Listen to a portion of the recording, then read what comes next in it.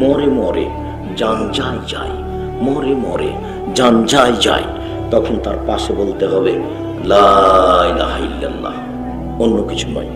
কেন? আল্লাহ রাসূল বলেছেন মান কানা আখিরু কালামিহি লা ইলাহা ইল্লাল্লাহ ফাদাখালাল জান্নাহ। কারো যদি জীবনের শেষ কালেমা লা ইলাহা ইল্লাল্লাহ হয় তাহলে জান্নাতে চলে গেছে।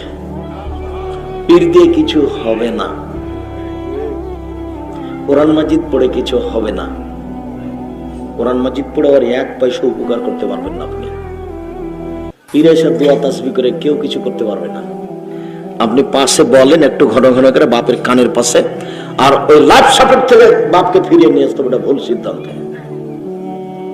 লাইফ সাপোর্টের ছেলেকে টাকা আছে, বাপকে ওখানে দিয়ে দিয়েছেন, বাইরে থেকে দেখছেন এই যে আত্মা এখন আছে, এই যে আছে এখন, এই যে যাবে, এই যে যাবে, এই যে যাবে, তার চলে গেছে, তারপর বের করে ফেলে দিয়েছে, নিয়ে চলে আসলে লাশ কবলা।